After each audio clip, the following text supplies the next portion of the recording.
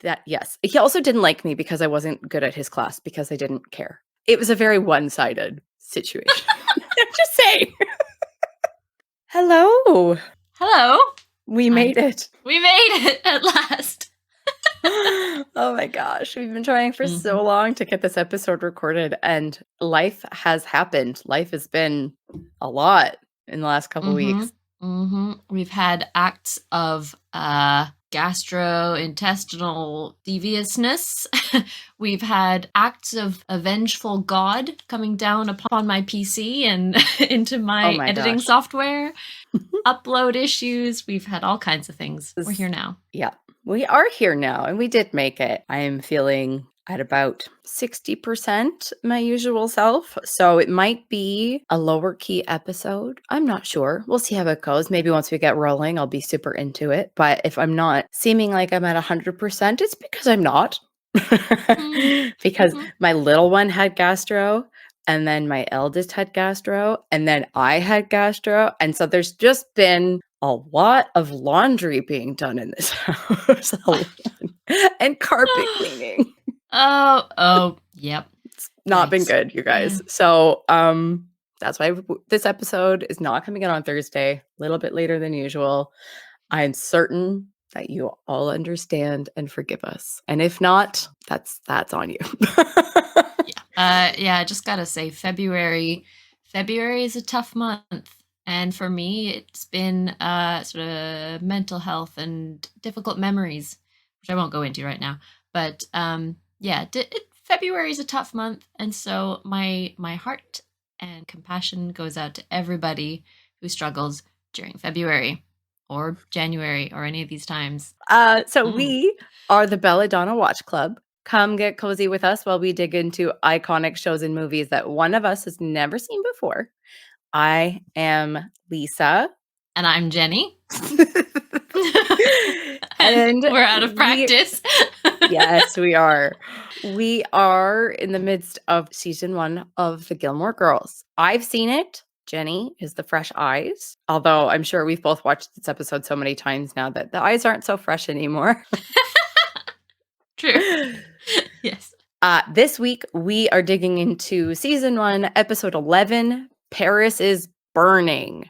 So in this episode, we are back to Max. So there was no hint of Max in the previous episode with everything going on with Christmas. And surprise, here we are, full swing, date night at Max's house. And then there's Lorelai getting ready for yet another date with Max a little bit later on. And Max and Rory have this encounter at the house. It's extremely uncomfortable, but then they kind of start to talk about how they might be seeing one another outside of school, and they're trying to kind of reconcile that. And then Rory approaches Lorelai with that, and Lorelai freaks out. So it's Parents' Day at Chilton. Lorelai is panicking about Max, doesn't want to go, does end up going, tries to break up with him, and ends up kissing him in the school. Paris sees this and tells everyone. Chaos ensues. So I know after last episode, you wanted something a little lighthearted, and I don't think you got what you wanted very much, did you? Very much the opposite. Oh, dear. So I knew there would come a time where we'd reach an episode that I didn't enjoy. And this is that episode.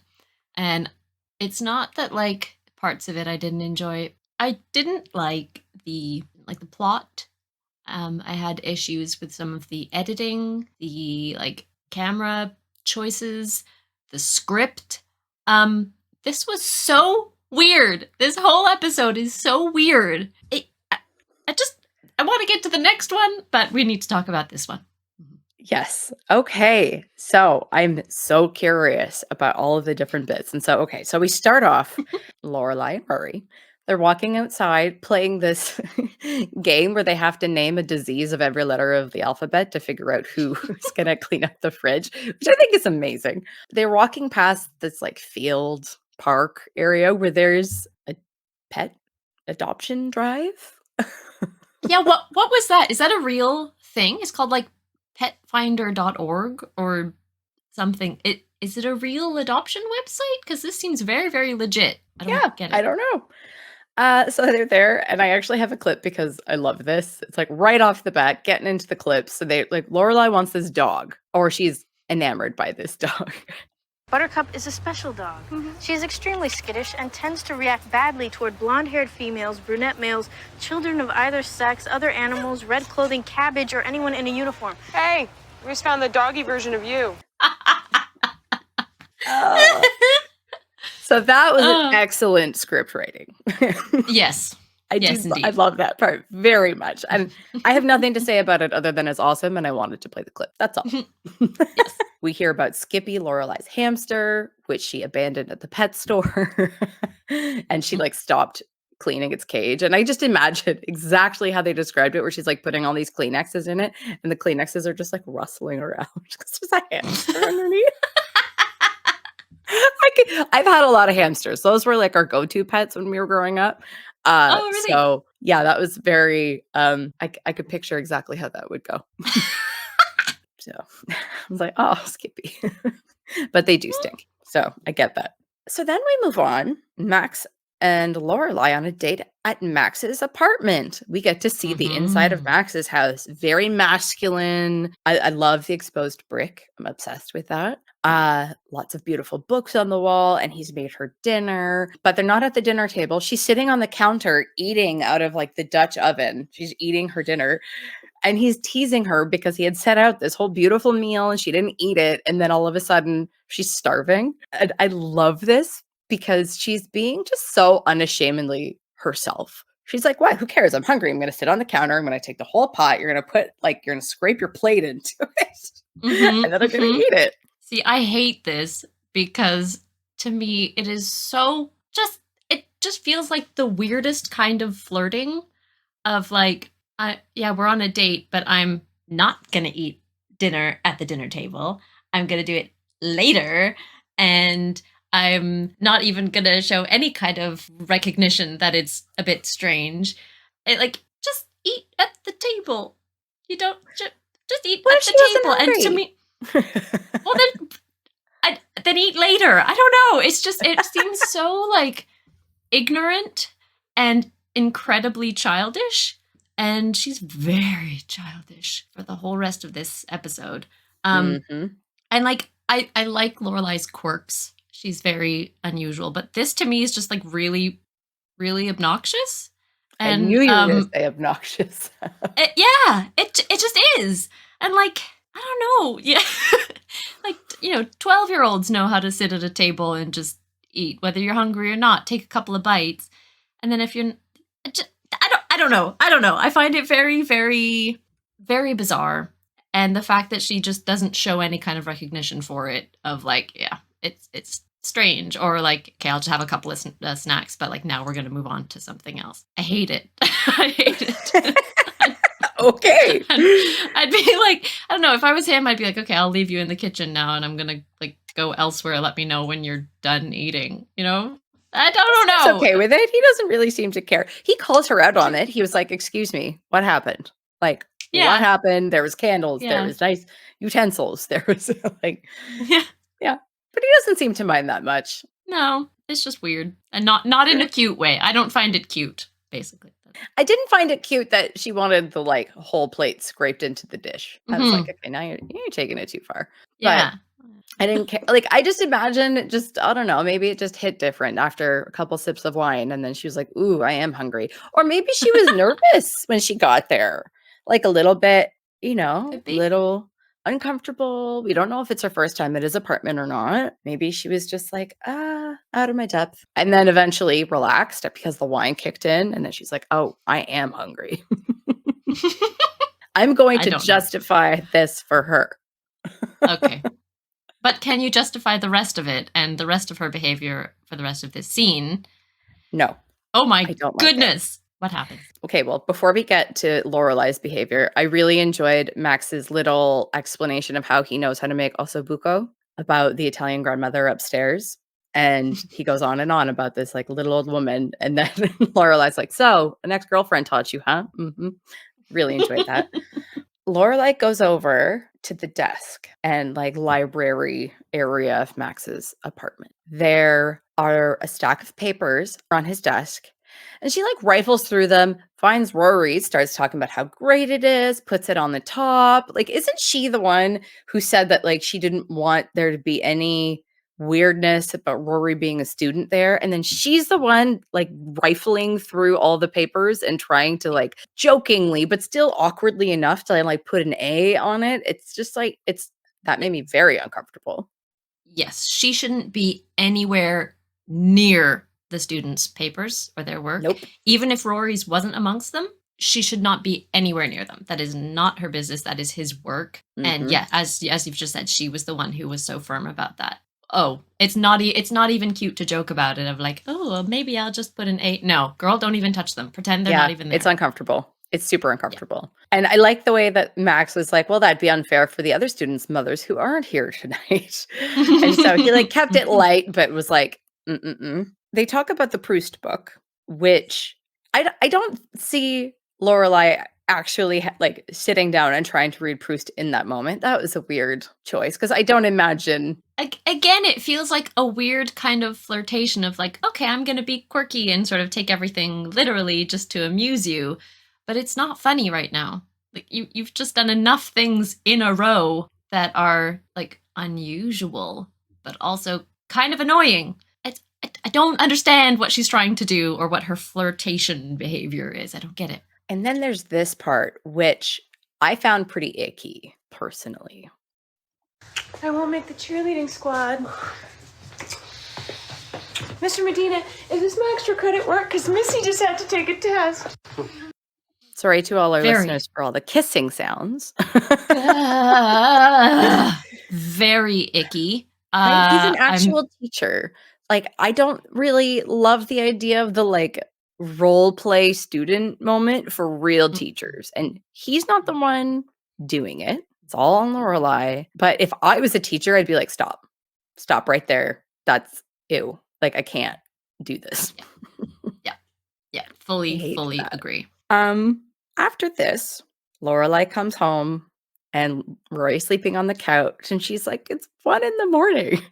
And they just have this really sweet conversation. And this is such a nice moment.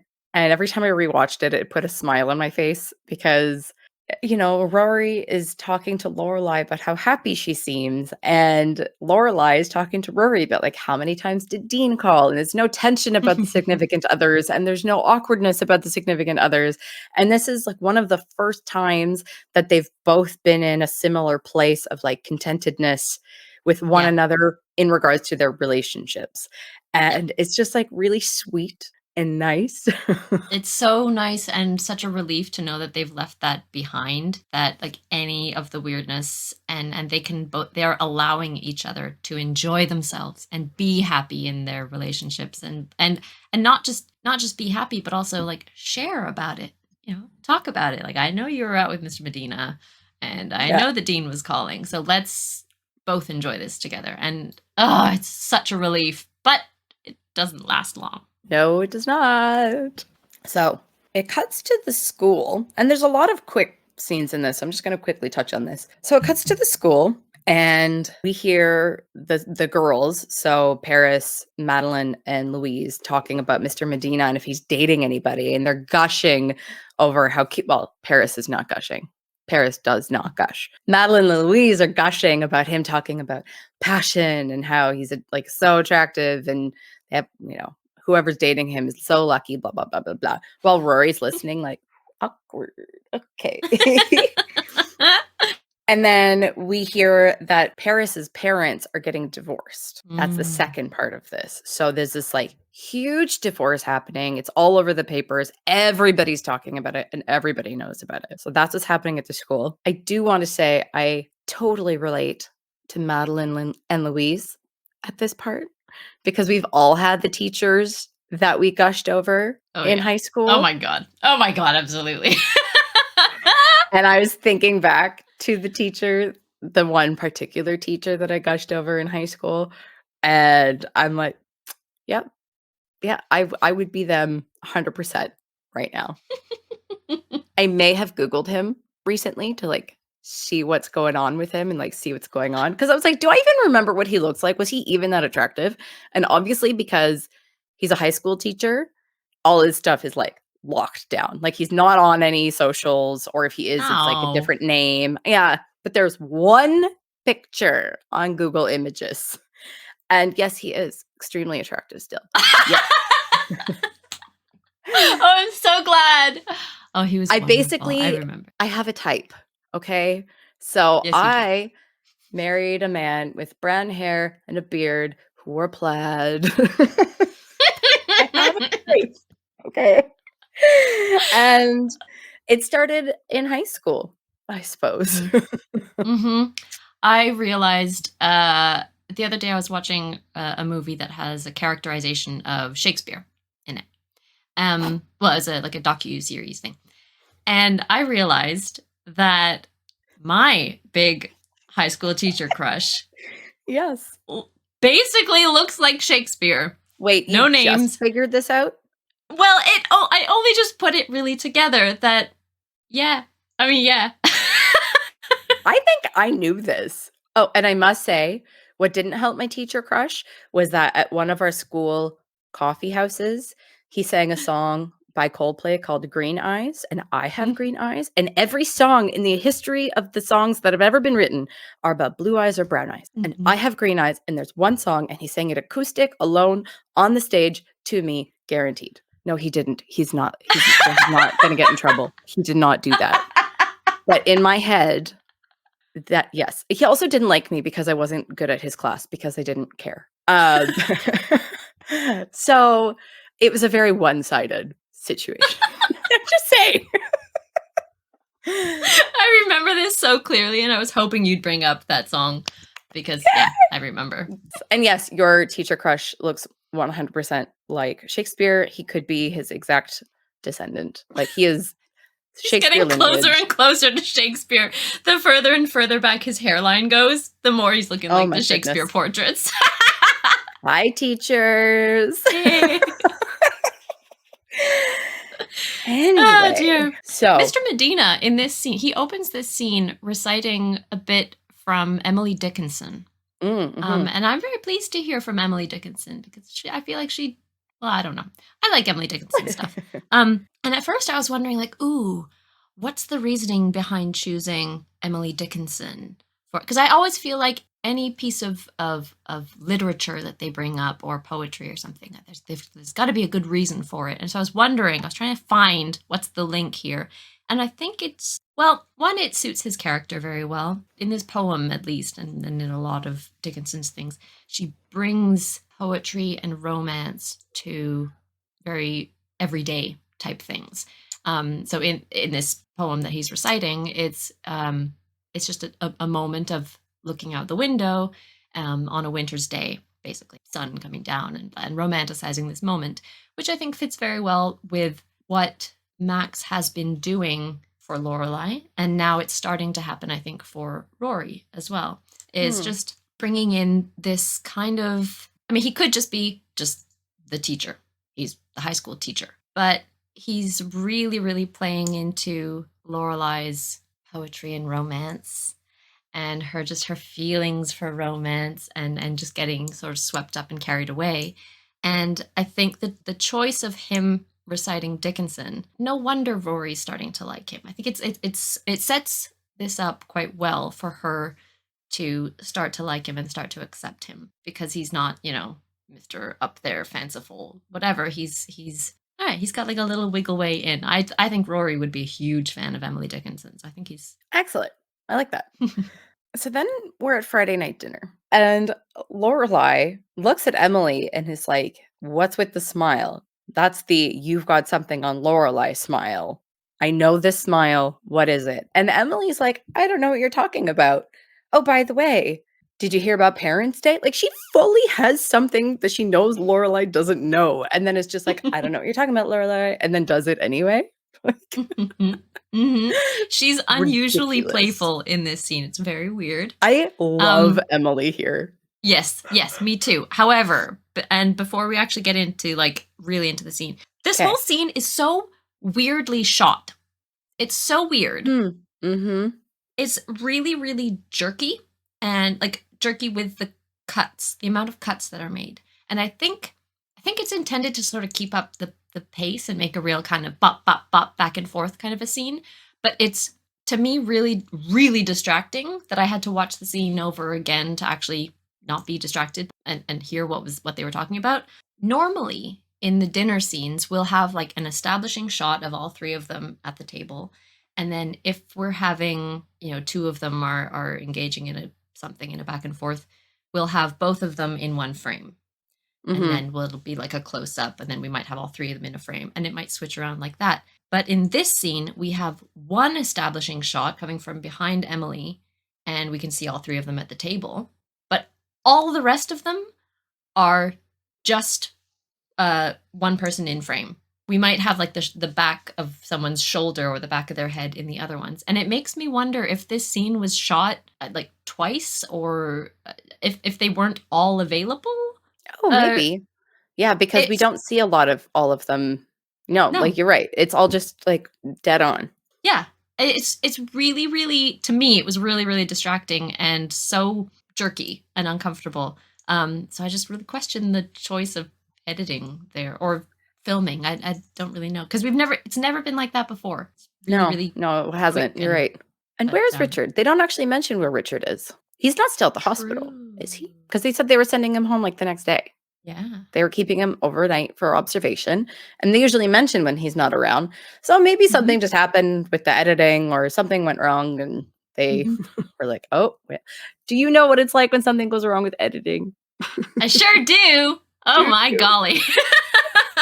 We love Jenny and all the hard work that she does. In case anybody wants to know, Jenny does all of the editing of our videos. So I am very busy with 2 little children, and Jenny has agreed to do the video editing so that we have a podcast.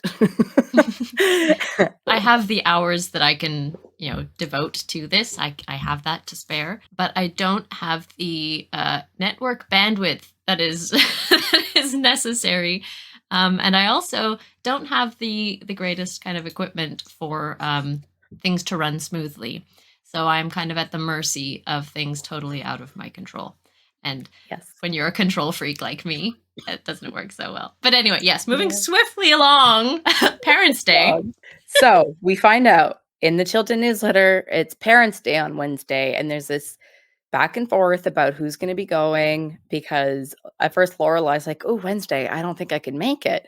Emily is like, "Okay, I'll go." Like, you knew she was going to go. Like, she wanted to go. The second she read the newsletter, she's like, "I'm a grandparent." I would love for her to go. I want Emily to go to Parents' Day. That would have been so much fun. Yeah, it would have been a really different episode. I bet she probably wouldn't have made out with Max if Emily had been there. I don't think Probably not. Other drama would have fully ensued. Maybe it would have been Emily and Headmaster Charleston. Who knows? Shocker. I'm spreading rumors. So this is when things start to get out of hand. There's a back and forth. Obviously, the second that Emily says that she's going to go, Lorelai's like, whoa, nope, I'll be there. Nope, my job. I'm the parent, not you. Back off. So she ends up saying that she's going to go. And I have this clip. Like you said, Emily is extremely playful in this scene, and I love it. End of story. Okay? Fine. Fine. So did you read on page 2 about the mother-daughter talent show?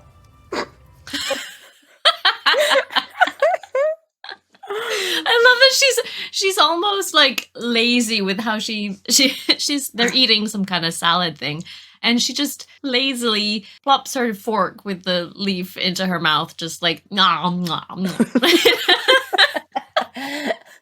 She's so casual. It's so funny. Yeah. And so here we get a glimpse of like how people can be her friend and how people can fall in love with her. You know, because a lot of the Emily that we've seen, it's the like domineering mother control freak. And you're like, how does anybody tolerate her at all, ever? But then we get scenes like this where you're like, oh, okay, she can be charming when she wants to be. Yeah, definitely. She definitely has flair about her. And yeah.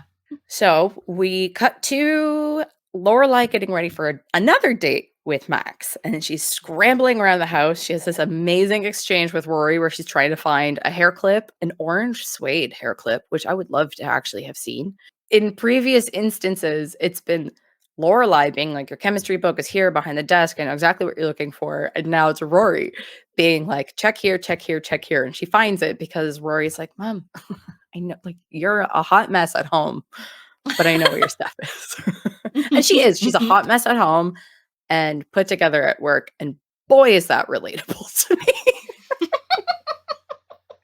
I've never said anything truer about myself and mean Lorelai in my life. So dear. They're getting ready, and Rory's panicking because she wants to leave because she does not want to be there when Max arrives, which is fair. They have an arrangement. Rory is not to answer the door when a gentleman caller arrives for Lorelai. But Lorelai is scrambling and asking for Rory for help with a bunch of stuff. And Max arrives at 8 o'clock sharp, and the doorbell rings, and everybody freezes, and they panic. And I love the way that they do this.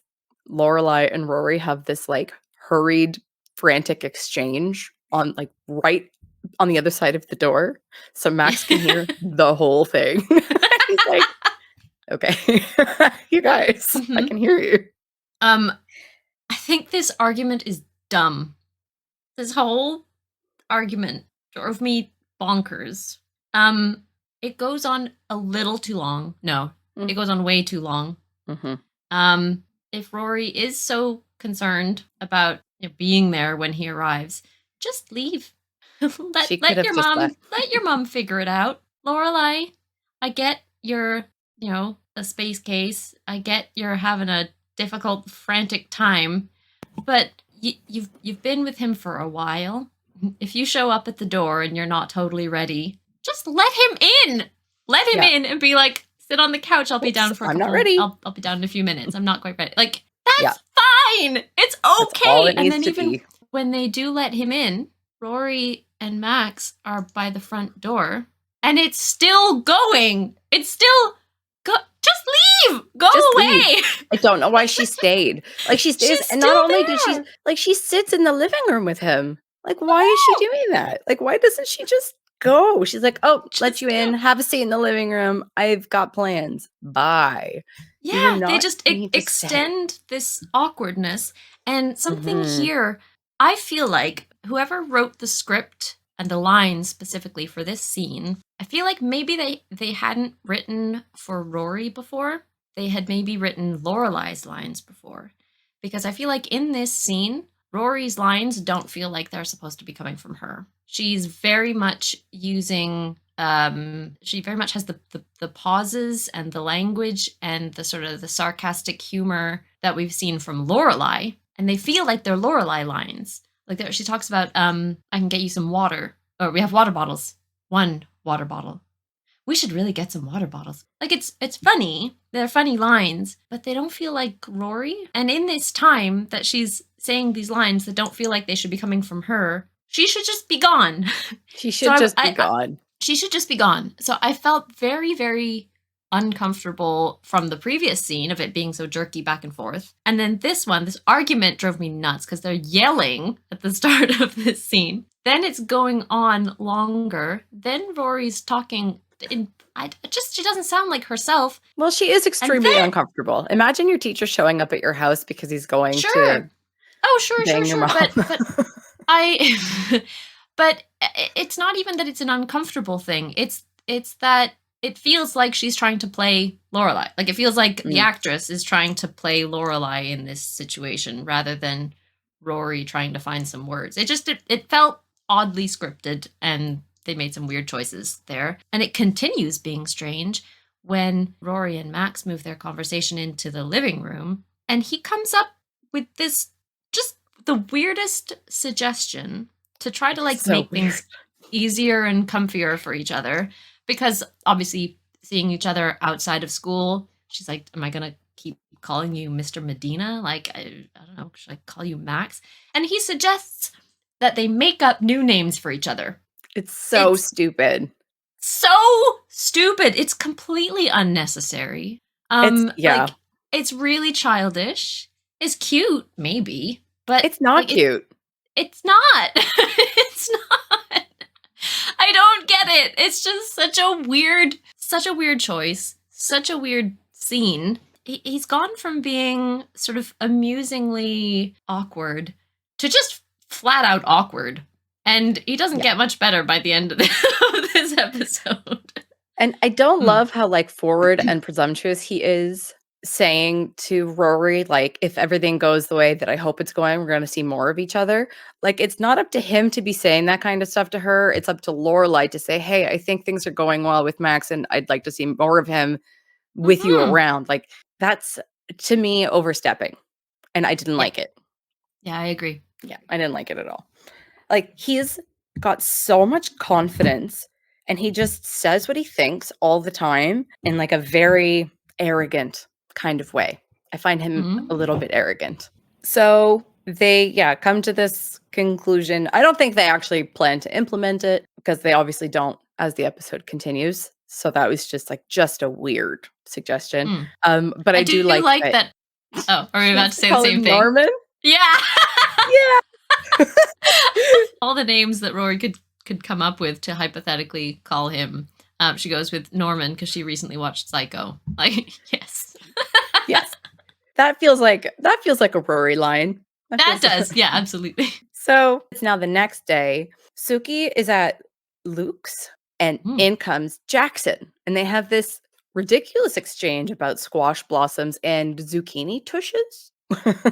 Jackson is trying to convince Suki to put this new this new vegetable on the map and that he genetically modified. I don't know what it is. It's just like a short zucchini, but it has like a dimple in it, so it looks like a butt. I don't know. I was hoping you would know because you're the foodie person. I have no idea. Oh no, it's literally just a short squat zucchini because they don't mention that he crossbred it with another vegetable, I don't think. I think he's just made it short and it has a butt. So he doesn't want to give her the blossoms. He wants her to have zucchini tushes. And in comes Lorelai with this rusty old pair of skates that she found in the drawer with the roasting pans because they're going skating.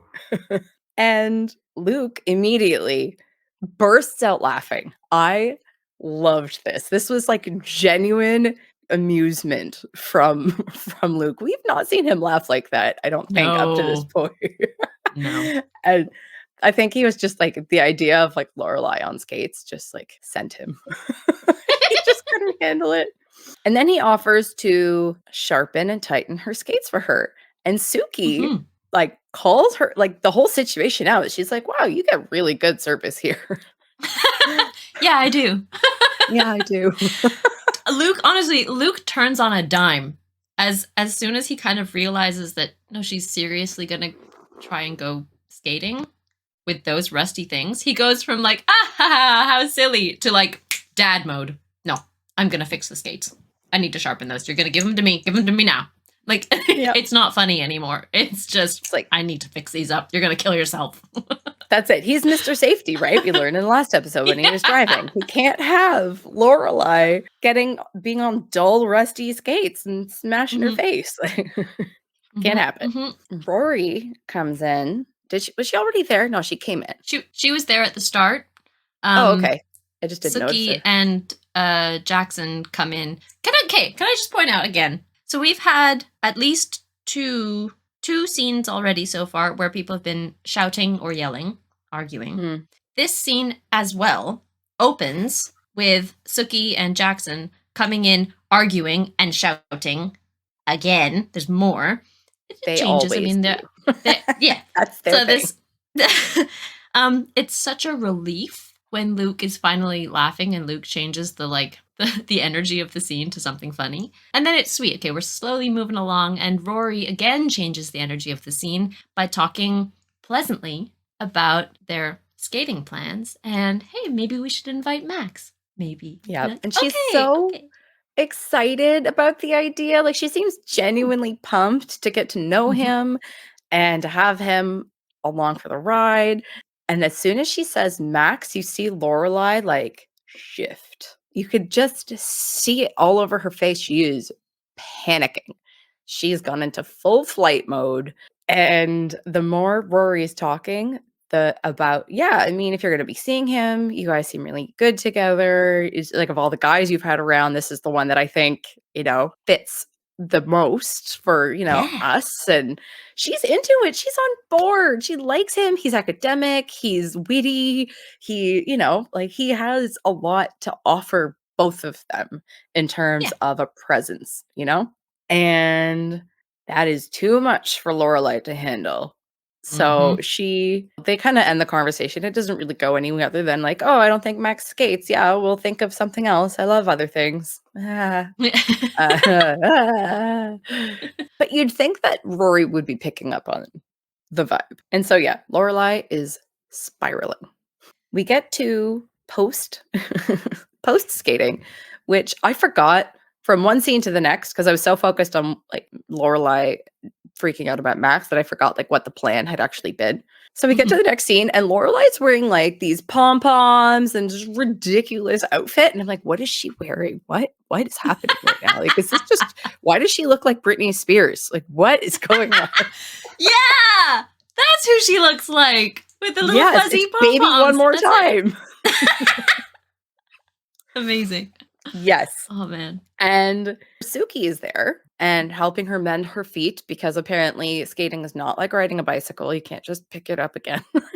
And they start talking about how Max might not be the one for Lorelai. And Suki's like, what are you talking about? You see him all the time. You spend every waking moment with him. You're obsessed with him. Wait, how long have you been dating? Oh, 2 months? Okay, right on schedule. And so she's calling out Lorelai's pattern of cutting and running at the 2-month mark. She's trying to say, like, no, Rory's getting attached and I can't hurt Rory. And Suki's like, no. Lorelai's getting attached. You can't hurt Lorelai. Lorelai's not seeing it. She's not budging. Zero self-awareness. She's fully committed to using Rory as a scapegoat in this situation. That's it. And this is the start. She'll do this a few other times in this episode where Rory comes to the middle of it. It's got nothing to do with Rory. It's got minimal to do with Rory, but she insists. She does insist. And Suki is standing her ground. And I have this amazing clip of Suki being practical. Rory is starting to get attached to Max, and that's not good. Oh, Rory's getting attached to Max? Yes. And since I've decided that Max is probably not the guy for me, I think it's better that we break it off before she gets hurt. Practical. Yes. Can I say something here? Of course you can. Cha-cha-cha. Stop that. Living la vida loca. Suki! Shake a bum bum, shake a bum bum. Hey. Bring us back to 2000, please. Yep. And I like that she's calling her out. She's still making it fun. She's not like, you're being an idiot. Like she's being playful and funny. Eventually. The way this scene started, I also had troubles with. As I've mentioned, we've had a number of scenes with arguing and shouting in them. This scene opens with a kettle screeching. Oh, no. That, like, the first sound is a kettle just whee! And like, oh, okay, we're still unsettled. All right. And I think at the start, this is how I took it. I feel like Suki's just a little bit callous when she points out Lorelai's pattern. Because if you are noticing your best friend getting to the point where they're, something you've seen happen time and time again, but it's at the point where she's not feeling so good about her relationship anymore, wouldn't you want to handle that a little bit more delicately? Instead of like, oh yeah, here we go again. You do this with every guy. I don't know. I don't feel like it's a very Suki type thing to do. She does turn around, and as soon as she starts talking about the Ricky Martin and starts singing, then it feels like she's back again. But I don't know. I feel like she's like a little bit cold. I don't think it's their first time having this conversation. Oh, no, definitely not. But this is, I think it's the first time about Max. Yeah, about Max. Yeah. And so I think because she does say, their friendship. I think that it's just their friendship. I think they're direct with one another. And the fact that she's like, yeah, you usually don't get this defensive when we have the cha-cha talk. Like, I think it's something that's like to be expected from Suki to be like, hey, focus. Like, Yeah. this is what's Yeah, going on that's right true. now.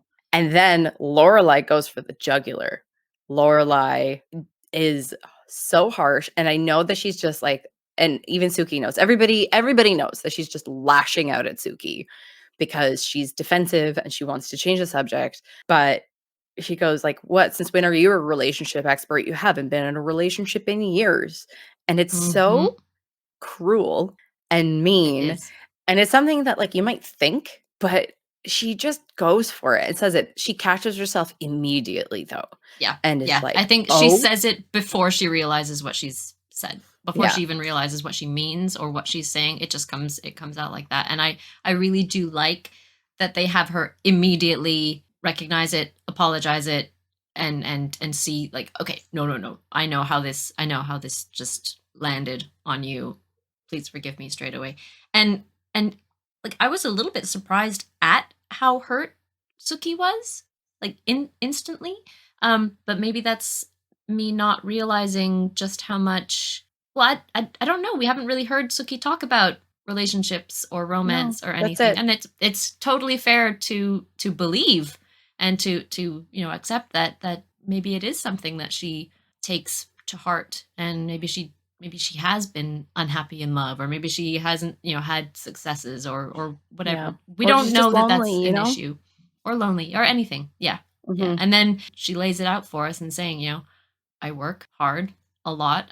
I'm really busy and I have all of these things, and we get it now. But up to that point, I didn't realize that it actually was a problem. But clearly Lorelai did know. And she did for sure. Yeah. That's why she knew to apologize immediately, because she was like, oops. Like if she had been, I think, intentionally single the whole time, I think it would have landed differently. Yeah. Oh, totally. Yeah. When Suki is explaining all of the reasons that she doesn't have time, she's like, I'm at the inn or the market or the hospital. I was like, the hospital? Why are you like? And then I forgot because she's so clumsy. She's always at the hospital. Because I was like, what are you talking about? Like, you spare time? What are you doing? And then like it took me a second. I was like, do you have parents? Like, are you caring for your like elderly parents? Like, what are you talking about? Oh, it's because you're Suki. Oh, of course. Bags of drugs, hospital time. Got it. Right. Understood. And so they reconcile by Lorelai offering to let her sing more Ricky Martin at her. It's very kind, and everybody's happy again. And there's a very quick scene at Chilton immediately after this, where we hear, first of all, Tristan talking more about Paris's parents' divorce, about how I heard he has a second family in Paris. Like, no, you didn't. That's so mean. So mean. But clearly it's now completely around the school. It's getting out of hand. We're now getting extra lies and tidbits added to the story. So it's a mess right now. Yeah, poor Paris. Max, Mr. Medina, pops out of the classroom into the hallway, and you could tell that he wants to talk to Rory about Lorelai, and then he doesn't know how. But like, bro, don't. They're at school. You're in the hallway. At least call her into the classroom. Like, hey, Rory, can you come in here for a second? Like, you're in the hall, dude. And he's trying to find out if Lorelai is coming to Teacher's Day because he hasn't heard from her in a while. And he's starting to feel that she's pumping the brakes on him a bit. And Rory's not really picking up on the signals. He's like, oh, I just wanted to say that. She's like, my name? And she thought that he was serious about the cookie sign-up sheet. Like, put us down for 4 cookies. And I thought that was a little...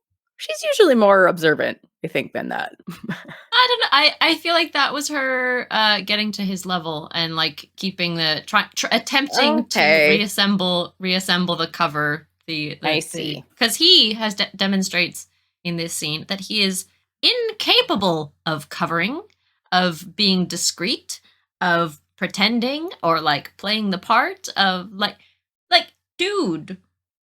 How has this already been going for like a couple of months and you've managed to sort of keep up the, I'm teacher. I only know Rory as a student. And now he's like, as soon as he has to try, he is not able to cover it up or play the part. Like, until now, there's been really no need to involve her because everything's been going smoothly. And now that it's a bit rocky and he's confused, he wants a little bit of insight. And he's second guessing himself. You see him being like, no, nothing, no. Ooh, Yeah. but you know that he knows it's inappropriate, but he just can't help himself. He is under her spell and he's confused and left in the dark. And it was 2000, so texting was not really a thing, or if it was, she's not answering. He's freaking out. And so he takes the big, bold step of asking Rory, which does not go over very well in the next scene when Rory and Lorelai are talking at the dinner table about Parents' Day the next day. So Lorelai is trying to get out of going to Parents' Day because she's uncomfortable. Like, she's so transparent. And everybody knows how transparent she is except her. And even when people tell her that she's being transparent, she doesn't listen. So they're at the table and she wants Rory to give the Proust book back to Max at Parents' Day because she can't go to Parents' Day. Rory's like, what are you talking about? They're like, why? And so Lorelai's trying to say, no, just give the book back. And Rory's like, well, you're going to see him again next time. Like, I might not. And then Rory starts piecing it together. Like, are you breaking up with him? Wait, is that why you're not coming to Parents' Day? And I have a clip and I love it. Again, people calling Lorelai out on her stuff. So that's why you're not going tomorrow. No, I'm not going tomorrow because of the thing at the inn. That's crap, and you know it. Hey, there is no thing at the inn. You're avoiding Mr. Medina, and you're trying to lie to me, and you promised you would go, and hey, do whatever you want. I don't care. Just leave me out of it, and give him the book back yourself. Yes. Golf clap for Rory. Absolutely. She has finally said what we've all been thinking, which is leave me out of it. And this actually, I think it's important here to mention paralleling a little bit with what's going on with Paris. So most of what Rory's talking about in this scene is what's going on at school with Paris and how that's sort of affecting her. And because as far as Lorelai knows, Paris is just the girl she hates. She's a bully. She's making life difficult for Rory. Blah, blah, blah. I think it's great. She has her little sarcastic line of like, oh, you mean your very best friend in the world? Hey. I love that. But Rory here is demonstrating her ability to empathize and this understanding for this girl who's been horrible to her because of her parents' issue. So Paris's parents, it's not just a divorce, it's a big, messy divorce. Public and divorce. Because it's public, yes, and it's going all through the school, which it shouldn't do. It shouldn't concern Paris at all. When she's at school, she should be able to escape from it, not have to continue living through it. Exactly. And at the top of the scene, we have Rory even says, I do feel bad for her. Yeah. Like, even this person who's been horrible to me from the very start, I feel bad for her. I can recognize how awful that feels. And then we get this line of leave me out of it, which I imagine Paris wants to be saying to her parents, like, you guys sort this out. This is your issue. This is up, but leave me out of it. Don't bring it into my world. But she can't do that. Obviously not. Yeah, because it's in the papers and all the kids are talking about it. And these rich kids, all of their families are so deeply intertwined that everybody knows everybody's business and everybody makes everybody's business their own as well. And so, like, Tristan talking about it and knowing all about it and making stuff up about it just feels par for the course. It's like, poor Paris. Tabloid magazines and celebrities and all of that, just at a smaller scale. And yet again, it's another arguing scene. People are arguing again and shouting and arguing. Yes. There were so many references in this scene that I also didn't understand, and I didn't write any of them down. But there were a lot. I rewatched it, and every time I watched it, I'm like, what does that mean? So that was definitely something to note, where like an age gap, knowledge gap for me in terms of when it came out versus how old I was. They were talking about the divorce, saying that it's not the Rick James incident, but Hugh Grant should be feeling pretty good about himself. So I'm assuming those are two very messy divorce situations that I now really want to look. I know Hugh Grant. I recognize that hearing about that, but Rick James, I have no idea. If somebody wants to tell us in the comments, please do. Save me a little bit of Googling. I know who Rick James is, but I don't know anything about it. Not a clue. Apparently, it's worse than Paris's parents' divorce. So really, really juicy, whatever that was.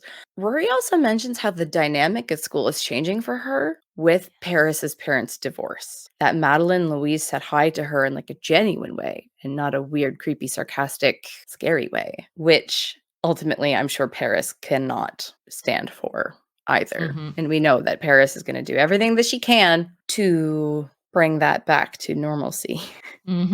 So they fight and Rory storms off. Ultimately, Lorelai does end up going to Parents' Day, as we all know.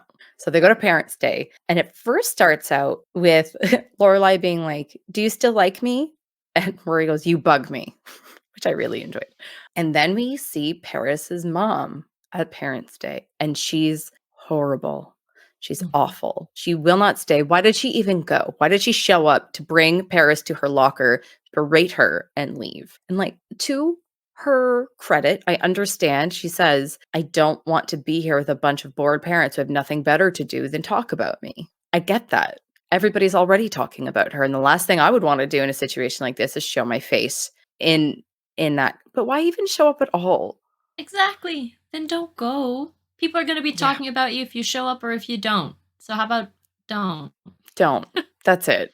She's asking if Paris is using the cleanser and the cover stick that she bought her. Like, Paris's skin is flawless. Yeah. Are you kidding me? She's just awful.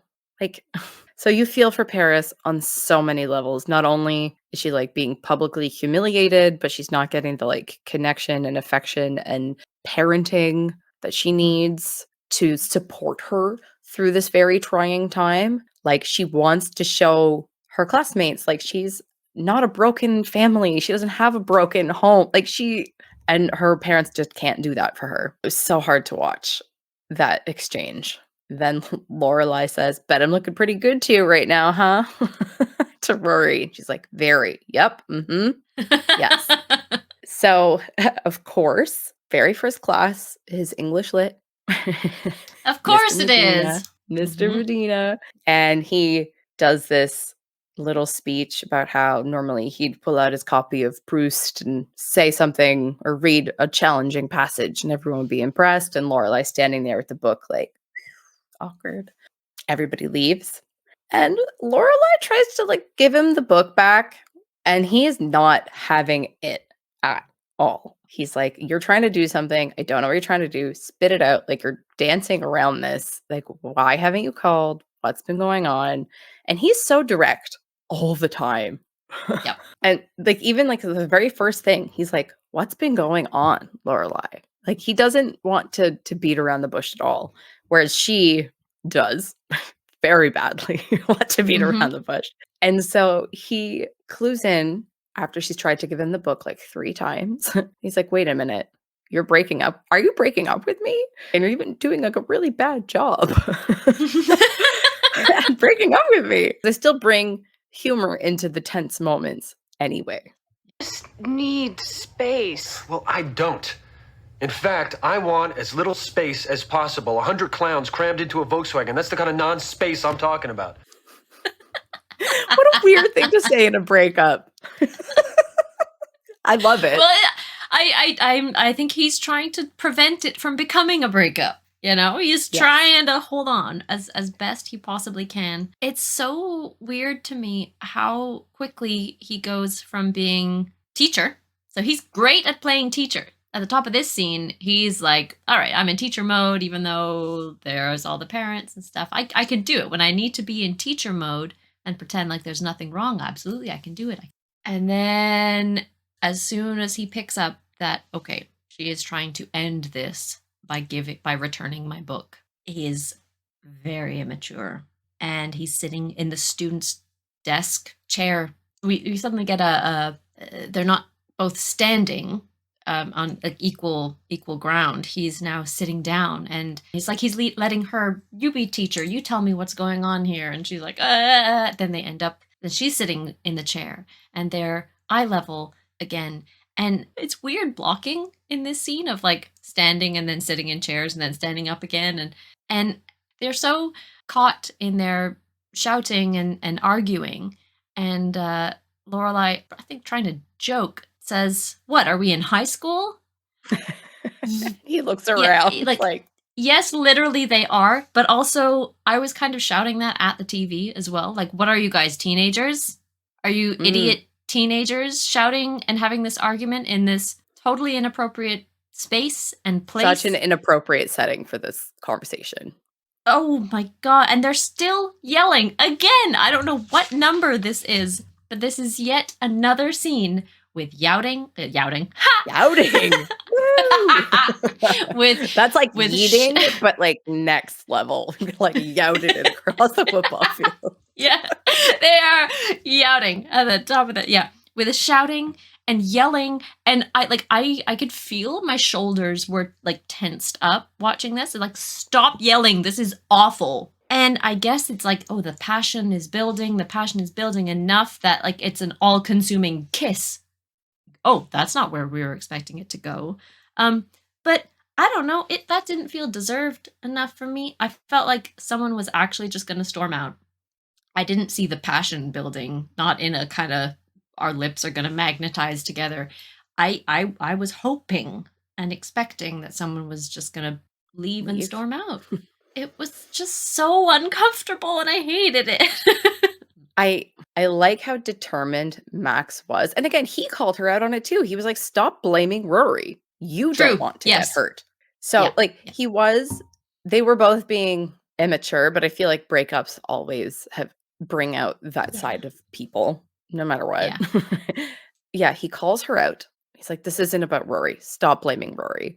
And he is trying to get to the bottom of it. He's trying to help her see.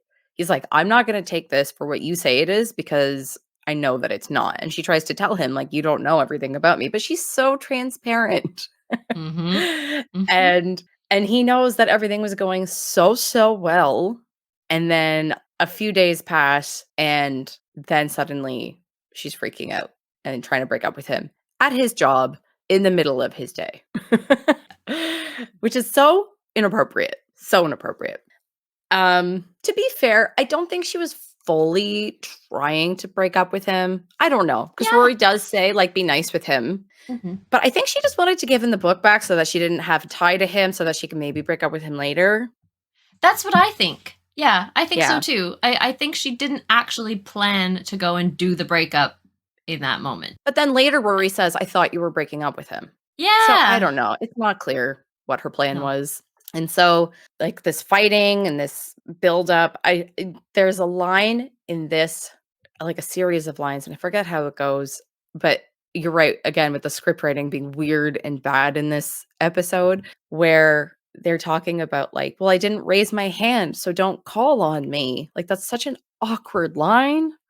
Like, it was so awkward. And then they kiss like that. What is that? That was bad. That was not a good line. It didn't work. It didn't work. No. So they're kissing, and who happens to walk by the window right at that moment but Paris Geller.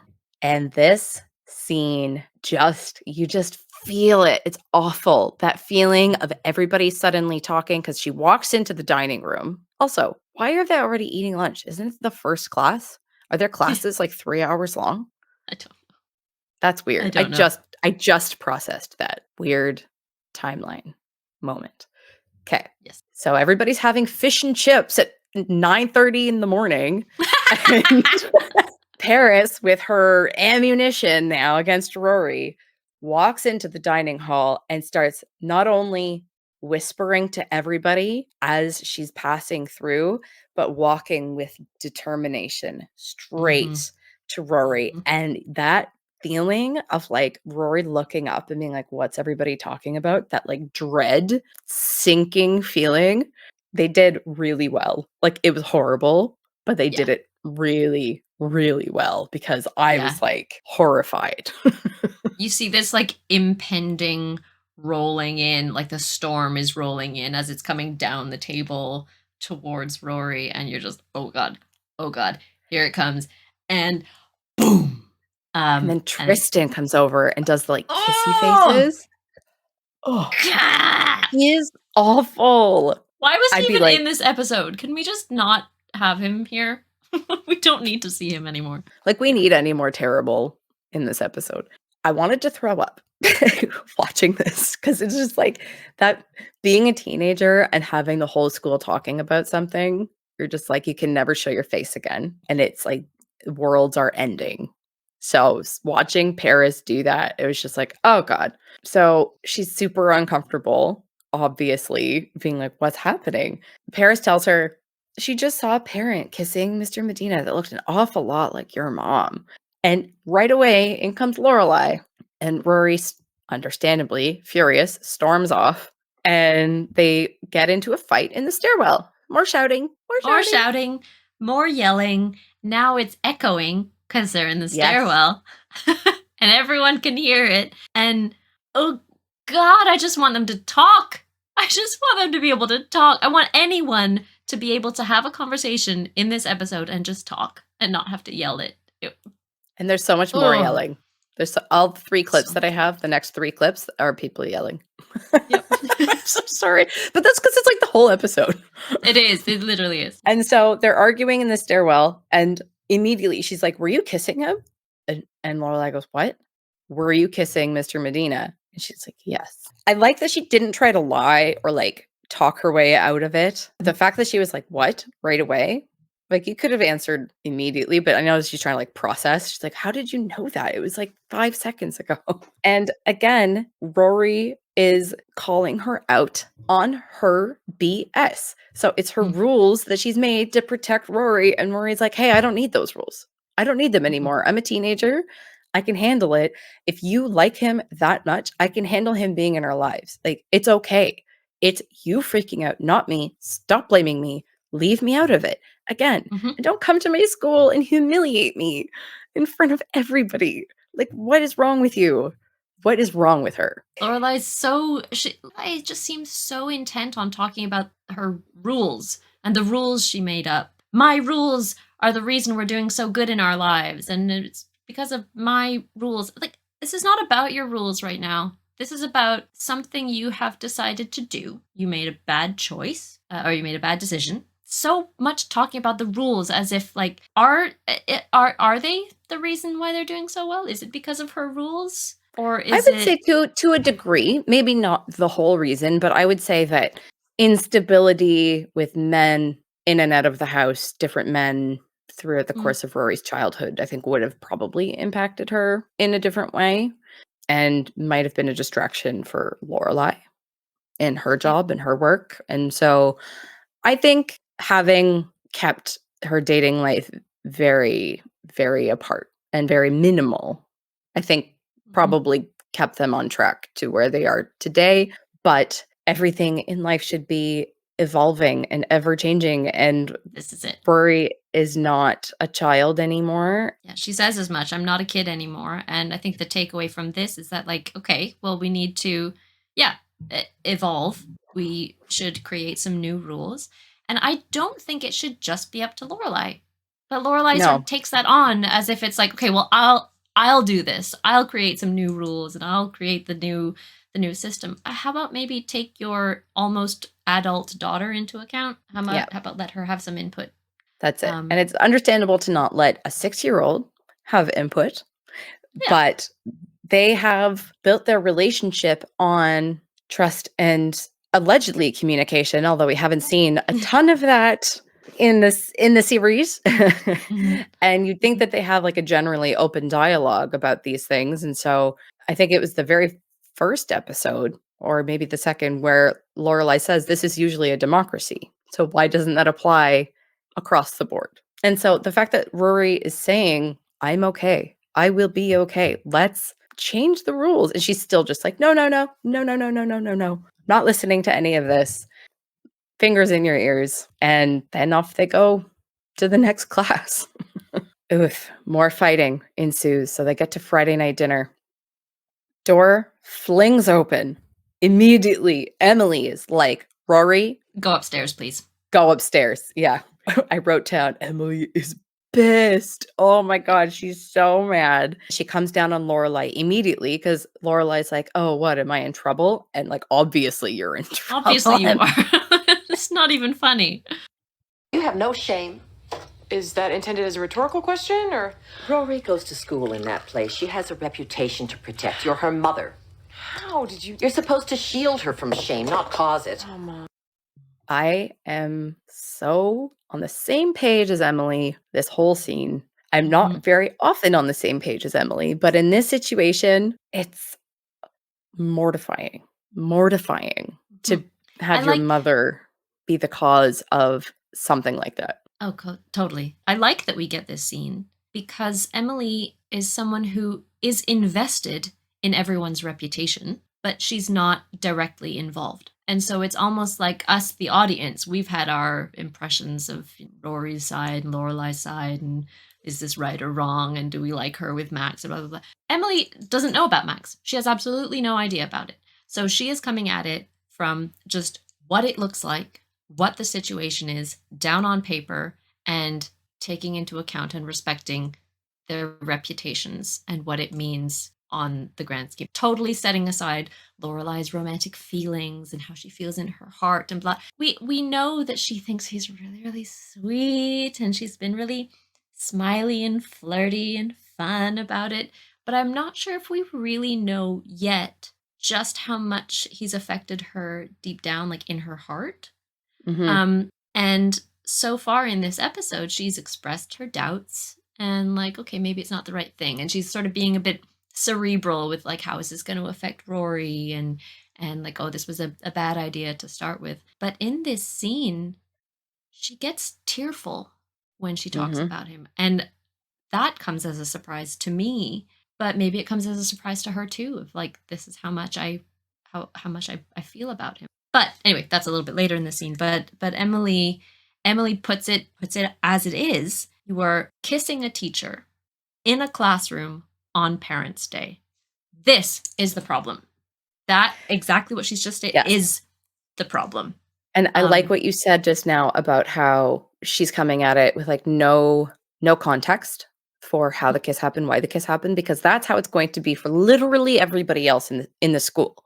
So every other parent and student are sitting around the dinner table having that exact conversation without knowing that they're dating, without knowing that they've been seeing one another. They have no concept. And so that's how Emily is bringing that angle to us as well. And she tears Lorelai a new one, completely like just gets after her for it. Mistake. A mistake? A mistake? Is that what you call it, a mistake? Well, I tried to call it Al, but it would only answer to mistake. A mistake is when you throw out your credit card bill. A mistake is when you forget to RSVP to a dinner party. A mistake is when the gardeners miss trash day and the barrels are full for a week. This, my girl, was not a mistake. Clap for Emily. Absolutely. Absolutely. Because again, it's not a mistake. It was a really bad decision. It was a lapse of judgment. Choice. It wasn't a mistake. And I agree with everything that Emily has to say in this scene. And she then goes into, what, do you even know this man?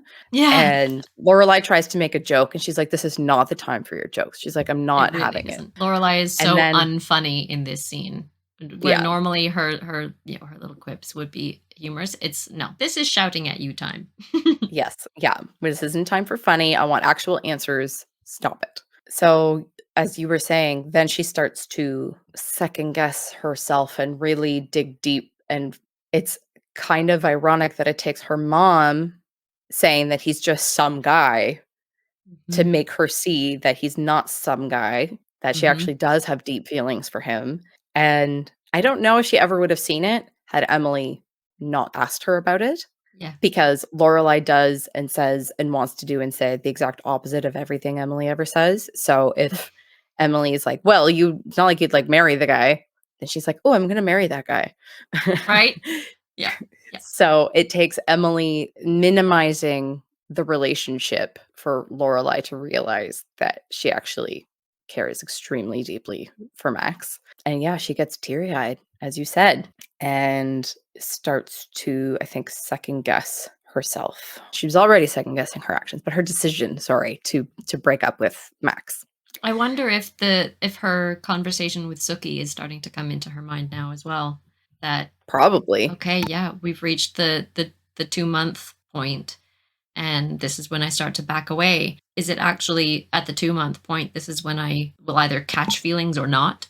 The following day, or maybe the following week, I suppose, because that was Friday night dinner. So I guess we're on to Monday.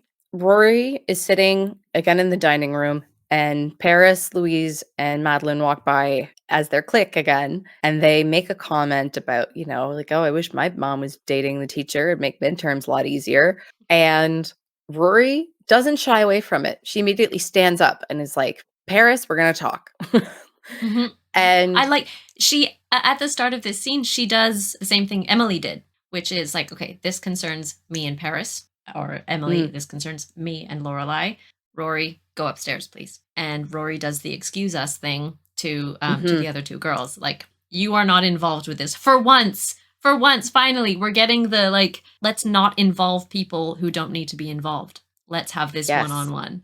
And, like, all of this is so considerate and so sympathetic of Rory. It is. Yeah. That, like, we're about to talk about something. I don't need to embarrass her in front of her friends or have more things go around her so-called friends. This is about Paris. So we're going to talk about it one-on-one. It's so good. I really, really like this scene a lot. I love this scene because she like lays it all out on the table. She's like, the school has been talking about you for weeks and your parents divorced for weeks. And then you go and you spread stories about other people's families. Like, what it feels like. And then you're going and you're doing it. And it's one thing if you don't like me, but what about Mr. Medina? And I wish I had actually grabbed this clip because the way that she says this is so pointed and accurate. And she doesn't try to make it to hurt her necessarily, but she's like, he likes you. He encourages you. He holds up your papers and tells the class how great you are. And then you go and spread stories about him. Just think about what you've done and what you're doing, because now his job is on the line. That's it. What she's doing here is she finds Paris's conscience. Yeah. Which I think is so often just like tucked and buried away. And I like that she brings Mr. Medina into it. It's not just like, look what you've done to me. You've humiliated me and my mom. Like, no, that's just me. That you're a bully and you're going to do that. But yeah, Mr. Medina, think about it. Because that's not just a high school nemesis. That's a person's livelihood, a person's job. Like, that's a person's like entire career. And it's somebody that you like and respect and who likes and respects you, really, because you are a teenager battling your own demons and don't have an outlet. Mm-hmm. And so she says, like, I was tired of the school talking about me all the time, and I just wanted them to be talking about somebody else. I don't know if that was a conscious decision at the time. You could just see it in her eyes. It was vengeance. She just wanted to hurt Rory. It had nothing to do with Mr. Medina. It had nothing to do with Lorelai. She wasn't even thinking about them. It was just about Rory. And maybe that lashing out is her wanting other people to talk about other things, but I don't think she like consciously at the moment was like, I'm going to tell people so that people stop talking about me. But she was lashing out of pain and targeting Rory because she always targets Rory. Then Rory offers to like be there for her if she needs someone to talk to. Rory's too nice to Paris, for the record. Yeah. Well, because she sees and points out the pain that you just mentioned. That for Paris, it was coming from a place of pain. And she sees that. I think she sees a person suffering and she does what she believes is the right thing, which is to be there for them, to lend an ear. And I love that by the end of this scene, even though Paris is still in her like contradictory and, I won't want to talk to you and I won't come to you, but I might, but I won't. I predict future friendship. Again, I haven't seen the show. I don't know. But I feel like I can see a friendship between them, or at least some kind of understanding and some kind of a being there for each other kind of a thing. I think they're laying the groundwork for that here. That's what I see. I see. So. That's my hope. I see. That's my hope. This is another instance in the episode where I agree with the bad script writing, because that part they took too far. I won't, but I might, but I won't, but I won't. That was just like, okay, you say it once and that's enough. You don't need to say it 3-4 times. Like, move on, move along. It's not funny. It's not funny when Family Guy does it. It's not funny when Gilmore Girls do it. Be funny with your content, please. So we get a very short cut over to the inn where Jackson comes storming in with his squash blossoms. Yelling again. Like, he's yelling again. About the squash blossoms. Like, fine, feed these to the desensitized masses. He's just like so up in arms that she didn't want his zucchini tushes. And he got her the blossoms that she wants. And I have a clip here. Here we go. I am not going to profit off the death of creativity. I would rather starve myself than know that my food was paid for by the lowered expectations of the American public. Jackson, What? would you like to go to dinner sometime? With me? Okay. Okay. And I love it. So this whole scene when he's like shouting at her about the squash blossoms, she's looking at him with this expression that we've not seen on her face before. She's like doe-eyed. Okay. Yay, She knows what Suki she's has about no to Jackson. do. Yeah. Yay, yay, yay. I feel 2 ways about this scene. Okay. I want to be so glad. I mean, I am so glad that she finally did it. That she just like found the gumption somewhere to actually do it. But I kind of wish it either happened in the next episode or if we had some kind of a something in between, because the way it plays out from the last time we saw her, it almost feels like she's doing it. She's doing the asking out as a reaction to Lorelai's comment. She might, yeah, I think she is. I think she is, which to me feels less empowering and less like it just feels less of a choice, like a powerful choice that Suki is, I like him and let's move this along for my own sake. And instead, maybe it's a bit more the like, oh, she's right. I haven't been in a relationship in a long time. Well, he's here. Okay, I'm going to prove to myself and prove to Lorelai that I can ask him out and it'll work. I don't feel super strongly either one way or the other, but I just kind of wish, I wish that the setup for that moment was a little bit different. But I am glad she did it very much. I imagine it being more like she had been wanting to, had been interested, but was giving herself all the same excuses that she gave Lorelai and then wasn't doing it because she's too busy to date, because she doesn't have time, blah, blah, blah. And then after the conversation with Lorelai was like, you know what? I'm just going to do it. All those excuses, be damned. Yeah. That's a much nicer way and a much stronger way of building that up. Yeah, I like that. I like that very much. So you were gonna say something. You were saying, I like. Oh yeah. I froze it for a second. No, I like Melissa McCarthy's face in this a lot. I know. I love, the looking at him. It's like she's not taking in anything that he said. She's just so amused by him doing his typical antics. But then she has a slight alteration in her face when she's asking, would you like to go out to dinner? And then tiny shift with me. She just gets that much more serious when it's with me. The vulnerability comes out a little bit in that moment. Yeah. Yeah, just a tiny bit. And that's where I'm really, really impressed with the performances in this episode. Not everyone delivers 100% on their performances, but I think she does, definitely. Yes. And so that was just a short little clip in the episode. It was so short and sweet, but it was just some nice feel good before we move on to Lorelai and Max reuniting for the first time after the big situation at the school. Lorelai starts explaining herself, how she freaked out when Rory called him Max, and Rory never calls anybody Max. She calls him earring guy or peg leg guy. And he's like, what, you date pirates? Like, that was very good. Very good. She's approaching it with like reconciliation in mind because she realized how much she actually cares for him. Yeah, actually, Surprise. this scene is interesting because they both arrive at this scene from a very different place as to how we left them both off.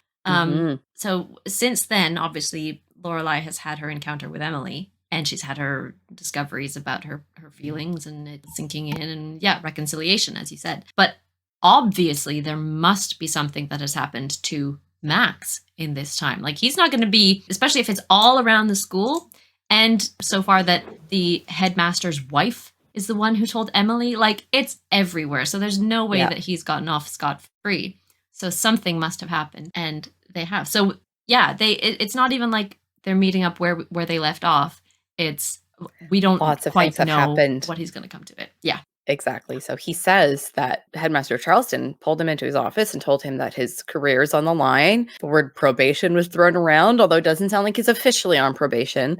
But that was enough of a reality check for him to be like, whoa, like this is dicey. I'm dating a Chilton mom and it's bleeding into my career because I am kissing her at school. Like I've lost my faculties completely. I'm proud of myself for that one. I'm proud of you for that one. That was great. Thank you. And so he's been questioning the validity and of the relationship and whether or not it's possible to continue because it's more complicated than he initially expected it to be. Lorelai had told him it was going to be complicated, and I think he says that. He's like, you said from the beginning like it was going to be tricky. He doesn't say tricky. I can't imagine him saying tricky, but something to that effect. And that surprises the heck out of Lorelai because she was coming at it being apologetic and self-deprecating and giving explanations about why it happened and why she was freaking out. And he turns the tables on her and tells her that he thinks that they do need some space to think about what the next steps are and the implications for their She's coming lives. with her heart on the line, and he's coming with his brain at the forefront. For once, he's not letting his emotions take over. He's thinking he's coming to the conversation with his brain and with the logic, and she's coming here with all her feelings in front of her. For the first time, where he's been the one pursuing open, sentimental, like all of those things, where she's been more guarded. And now they've done a complete role reversal and she's dumbfounded. She did not expect that outcome because he has been so actively pursuing her and so into her and told her he wants 100 clowns in a Volkswagen. Like he wants her. And so that's what she knows. And that's what she's expecting from that conversation. Like he wants me, I want him. That was a really silly situation, huh? And let's put it all behind us. And he tells her that they need space. And it is gutting. So we get Rory coming home and trying to find Lorelai, knowing that she's home somewhere but can't find her. And then she finds her crying in bed after having just seen Max. And this was so nice and sweet. Like it's sad, but Rory just like gets into bed and snuggles her. And that's so nice. Oh, absolutely. And especially from the episodes we've had before of them ending unresolved and then ending still sort of arguing and trying to reunite. And then all of the shouting and arguing throughout this whole episode, it just feels so genuine and the right thing to do. Just comfort Mom. Yeah. And it makes me think of just like human nature and how people are just so innately caring for one another. Like if they're given the opportunity to thrive, obviously that doesn't always work, but like my kids, anytime I seem like a little bit upset or if I'm sick or if I'm, they'll come over and they'll like rub my back or something. My like 18-month-old, 19-month-old baby will like pat me on the back, or my 3-year-old will just be like, it's okay, mama, I'll care for you. Like people just want to care for one another, and that's just human nature, and it's so sweet and nice, and it's so sad that gets stamped out of some people. That's a whole other conversation. But Tristan. But yeah, it just made me think of my babies. It just was really nice, and I hope they're still like that when they're teenagers. Well, they can watch this show and find out how to be. Perhaps. Well, season 1. Season 1, okay. No spoilers, but well. As the series progresses, you will find Rory to be less relatable. Is Okay. all I'm saying. It's All not right. a spoiler. It's just a warning. Good. No, this is good. This is good. I'll do a slight Buffy tangent for a second. I, when I was a kid, related so closely with Willow, who was, Lisa knows me from school. Willow was basically me at school, kind of, in a way. Just, head in the books and goody two-shoes, well-behaved, whatever. And I definitely clung to her character far too closely. Because she goes on a journey throughout the series, and it's a dangerous thing to do. So I'm well prepared now to not get too attached to characters I resonate with. Mm-hmm. Mm-hmm. Yes. Yeah, because it's kind of heartbreaking when they start making decisions that you wouldn't. And you're like, but why? No, don't do that. Like, why are you doing that? And then you're like, am I like that? Am I going to go off and do all these things now? Is that a good idea for me? That is what happens, though. It's good, though. But that's great writing, though. That's great character development and evolution and writing of a character. Is that like, if you resonate with them and you recognize in yourself, then it helps you and sort of forces you to consider these things within yourself. Maybe like, I don't want to go down the same path because that's not me. And then you kind of wonder, well, why? What am I like instead? Psychology is fantastic. Yeah, I love it. Yeah, how television influences our personalities in our formative years, especially. Well, that's us. That's us for this week. And thank you for your patience. We will be back on a regular schedule, right? I think next week. We're going to try after this episode. No promises. At this point, we're not out of virus season. Truly, at our house, it's been 3 straight weeks of a child being home at least 1, mostly 2 days a week, and like everybody being sick. Send healthy, wonderful vibes to me, please. They're coming your way. Okay. It's coming. As always, thanks so much for joining us this week. She's been Lisa. I've been Jenny. We have been the Belladonna Watch Club. Catch us next week here on YouTube or wherever you stream your podcast. And we'll see you next week. Thanks for watching. That's it. Bye. Bye.